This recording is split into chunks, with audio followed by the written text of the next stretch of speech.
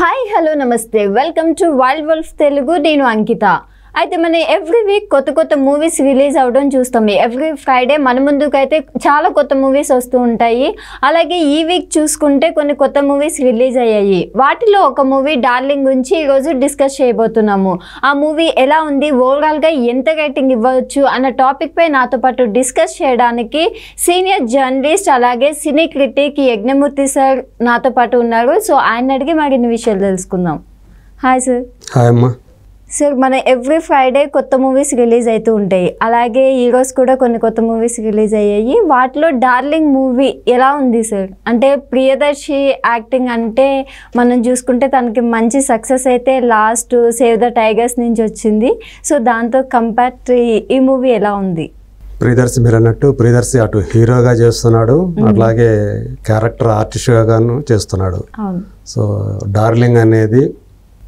చెప్పాలంటే ఒక heroine oriented అని చెప్పాలి అది ఆ టైటిల్ అలా ఉంది కదా కానీ ఈ సినిమా చూసుకుంటే తను ఎంతో ప్రేమించినటువంటి తన డార్లింగ్ అయినటువంటి ఆ అమ్మాయి పడుతున్నటువంటి ఒక మానసిక సంఘర్షణ కానివ్వండి లేదా ఒక మానసిక రుగ్మత కానివ్వండి మల్టిపుల్ పర్సనాలిటీ డిజార్డర్తో బాధపడుతూ ఉండే తన డార్లింగ్ని సో బాగు చేయటం కోసం సో మామూలు మనిషిని చేయటం కోసం ఆమె ప్రేమ పొందటం కోసం ఆ ప్రియదర్శి అనే కుర్రాడు ఏం చేశాడు అనేది ఈ సినిమా కథ అందులో ఒక ట్రావెల్ ఏజెన్సీలో పనిచేస్తూ ఉంటాడు హీరో సో అలాంటి వాడు ఒక తన లైఫ్ యాంబిషన్ చిన్నప్పటి నుంచి ఏంటంటే వాళ్ళ అమ్మ చెప్పేదాని ప్రకారం బాగా చదువుకుంటే వీళ్ళు పెద్ద అయిన తర్వాత మంచి భార్య దొరుకుతుంది అనేది చిన్నప్పటి నుంచి అతనికి నూరి పోస్తారు దాంతో తను అదే అంబిషన్తో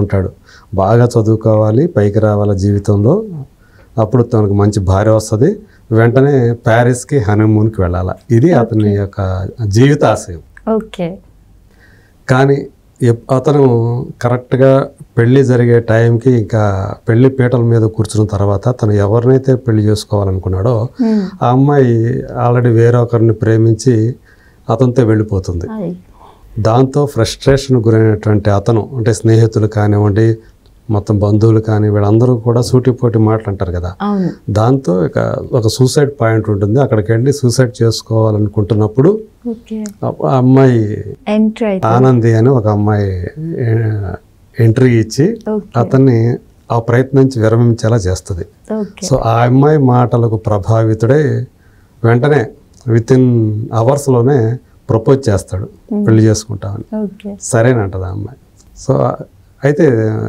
ఎవరు అవసరం లేదు మనకి మేళతాళాలు ఇట్లాంటివి ఏం అవసరం లేదు 1000 మంది మన దగ్గరకు వచ్చి అక్షంతలు వేసి భోజనం చేయాల్సిన పని లేదు నాకు అట్లాంటి ఇష్టం లేదన్నట్టుగా అమ్మాయి చెప్తే సరేనే నేరుగా తాళి కట్టేసేసి పసుపు తాళి కట్టేసేసి ఇంటికి తీసుకెళ్ళిపోతాడు ఆ తర్వాత ఏం జరిగింది సో ఆ అమ్మాయిలో ఒకరు కాదు ఇద్దరు కాదు 5 మంది వేరే వ్యక్తులు ఉంటారు అనమాట అంటే అంతమంది లక్షణాలు ఆ అమ్మాయిలో ఉంటాయి ఒక్కొక్క క్యారెక్టర్ సేమ్ సో అట్లా ఒక్కొక్కరు ఒక అమ్మాయి ఆది అని సో ఆ ఆది అనే అమ్మాయి ఈ ఆనందని ప్రొటెక్ట్ చేస్తూ ఉంటుంది అనమాట ఎవరు రానియకుండా ఉంటుంది దగ్గరికి వచ్చారంటే తను కొట్టేస్తుంది అట్లా పాపం ప్రియదర్శిని చాలాసార్లు కొడుతుంది ఆనంది శరీరంలో ఆది అట్లాగే ఝాన్సీ అని ఒక క్యారెక్టర్ ఉంటుంది అట్లాగే పాప అని ఒక క్యారెక్టర్ ఉంటుంది శ్రీశ్రీ అని ఒక క్యారెక్టర్ ఉంటుంది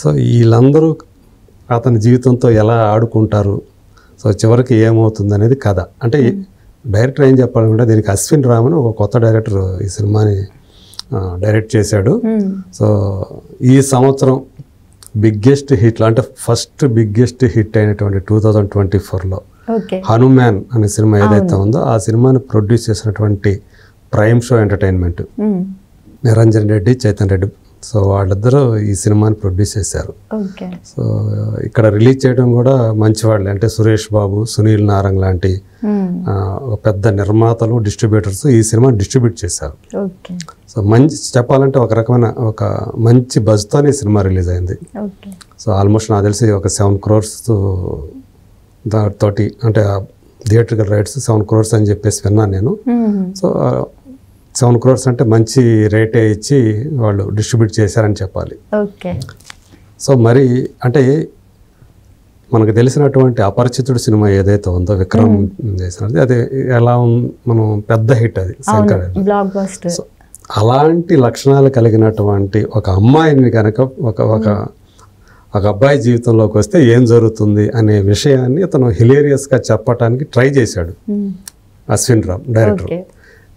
ఫస్ట్ హాఫ్లో కొంతవరకు పర్వాలేదు అనిపిస్తుంది, కొంచెం కామెడీ ఆ లైన్స్ కానివ్వండి. హేమంత్ అనుకుంటా డైలాగ్ రైటరు, అతను బాగానే డైలాగ్స్ కూడా బాగానే రాశాడు. కానీ ఎప్పుడైతే ఈ మల్టిపుల్ క్యారెక్టర్స్ ఈ అమ్మాయిల నుంచి బయటకు వస్తూ ఉంటాయో, అతను ఆ ఫన్ ఎలిమెంట్ ప్లేస్లో ఒక సీరియస్నెస్ వచ్చేసి సెకండ్ హాఫ్ అంతా కొంచెం ఎమోషనల్గా వెళ్ళిపోతుంది.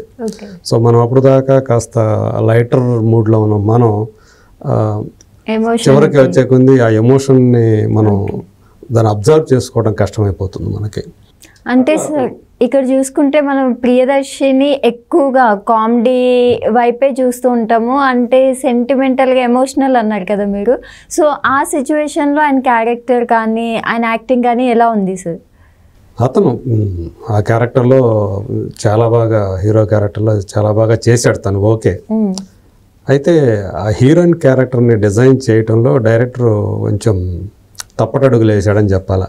అంటే చాలా ఏంటంటే చాలా చోట్ల మనకి ఆర్టిఫిషియల్గా కనిపిస్తూ ఉంటాయి. ఆ అమ్మాయి మీద డిజైన్ చేసిన సీన్స్ ఏవైతే ఉంటాయో, ఆ అమ్మాయి ప్రవర్తించే తీరు ఏదైతే ఉంటుందో అది మనకి ఫన్ కలిగించడానికి బదులు చాలా ఆర్టిఫిషియల్గా ఒక బోరింగ్గా తలనొప్పిగా అనిపిస్తూ ఉంటుంది. అట్లా కొంచెం మనం చాలా సెకండ్ హాఫ్కి వచ్చేప్పటికి కాస్త ఓపిక ఎక్కువ కావాలి మనకి దాన్ని తట్టుకోవడం కోసం. సో చివరిలో మళ్ళీ నిహారిక క్యారెక్టర్ కూడా ఎంట్రీ ఇస్తుంది. అయినప్పటికీ కూడా అట్లాగే బ్రహ్మానందం ఈ సినిమాలో ఉంటాడు, అలాగే సుహాస్ ఉంటాడు. సో స్టార్టింగ్లో సుహాస్ కనిపిస్తాడు, చివరిలో నిహారిక కనిపిస్తుంది. సో అయినప్పటికీ కూడా ఈ సినిమా కంప్లీట్ తను ఏదైతే అశ్విన్ రామ్ అనుకున్నాడో, ఒక అపరిచితురాలంటి క్యారెక్టర్ తోటి ఒక హీరో పడ్డ అవస్థల్ని మనకి ఎలా అయితే ఒక ఎంటర్టైన్మెంట్ వేలో, ఒక ఫన్ వేలో చూపించాలని అతను అనుకున్నాడో, అది మిస్ఫైర్ అయిపోయింది. సెకండ్ హాఫ్ అంతా అంటే లాగ్ చేసినట్టుందా సార్? బాగా లాగ్ చేసినట్టు అనిపిస్తుంది. ఆ హీరోయిన్ క్యారెక్టర్లో నుంచి ఈ వేరే మల్టిపుల్ క్యారెక్టర్స్ వస్తాయి కదా, సో ఇవి ప్రవర్తించే తీరు ఇదంతా మనకు కొంచెం కుర్చీలో కూర్చోవడానికి కూడా ఇబ్బంది పడతాం. సో అలాంటి అంటే బాగా ఆర్టిఫిషియల్గా అనిపిస్తాయి. మనకు న్యాచురల్ వేలో ఉంటే కథలో కరెక్ట్గా మనకి ఇమిడిపోయి ఉండి మనల్ని అందులో కనుక ఆ లోకంలోకి మనం వెళ్ళిపోతే మనం కనెక్టివిటీ అనేది ఉంటుంది, కానీ మనం ఆ లోకంలోకి వెళ్ళలేం. సో అక్కడ అట్లా మిస్ఫైర్ అయిపోయింది.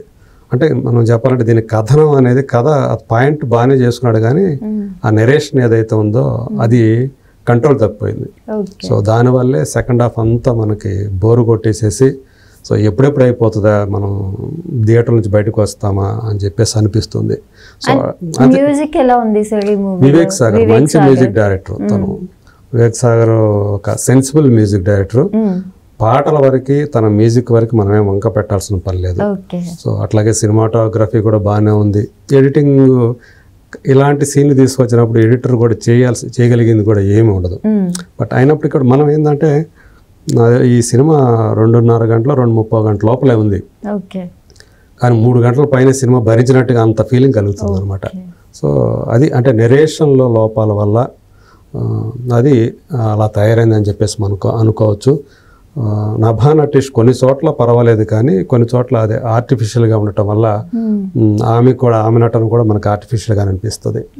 కాకపోతే అనన్య నాగల తను హీరో మొదట్లో ఎవరినైతే పెళ్లి చేసుకోవాలనుకుంటాడో ఆమె వెళ్ళిపోతుంది కదా, ఆ క్యారెక్టర్ నందిని అని చెప్పి ఆ క్యారెక్టర్ని అనన్య నాగళ్ళ, ఆ అమ్మాయి సైకాలజిస్ట్ యాక్చువల్గా.